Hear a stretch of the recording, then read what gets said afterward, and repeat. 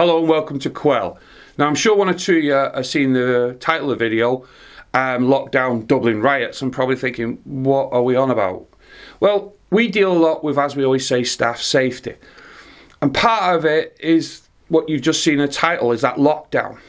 I did a video back in 20th of Jan 2021 that went into a bit of detail over what was known as soft lockdown and hard lockdown, that I do a lot of consultation with our clients, and I am the security advisor for quite a lot of companies here on the island of Ireland. And it was interesting because even though that video was crap, and I will say that, it generated a lot of conversation with my clients. And I want to talk about, well, basically how it was effective enough, and how our clients in retail, hospitality and housing especially used these lockdowns in real time. Now, we all love Dublin. Yeah, I do. I love Dublin. But it went from obviously this lovely type environment to, and it's not nice. You see, yes, on the 23rd of November at 13:30, we had the stabbing of the children and the staff member in Parnell Square outside the primary school. And it's a very emotional thing. At 1400 hours, I started to see traffic on social media, and the news started to release statements that this incident happened. So what I did, I got in touch with my clients in the area of Upper O'Connell Street and said, look, just be aware this has happened. A lot of them were coming back and saying, yeah, seen it, Will. And I was saying, look, try not to be funny, but when it's children, it's a very emotional driven subject. And that's what I do. I look for them things that probably heighten the risk. And I'm glad they came back and said, yes, Will, we're going to take on and move into our soft lockdown. That means in retail, they restricted access. They removed attractive items like alcohol, cigarettes, vapors, even energy drinks, believe it or not. The clothing stores, again, I know they restricted access. When you look at the hospitality, they were informing guests. I know this because a very good friend of mine, he's staying down in one of the hotels close to this area, and he rang me and said, look, they're talking about having closing the hotel just for guests. And I said, yep, that's what they're going into. Don't worry, it's a soft lockdown.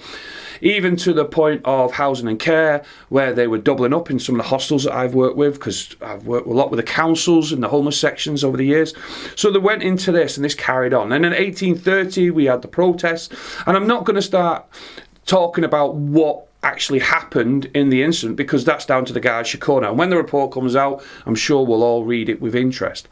The interesting thing was, at 1900 hours, the protesters, rioters, whatever you will call them, people are calling right wing. I don't want to get involved in that, to tell you the truth. They then become more aggressive.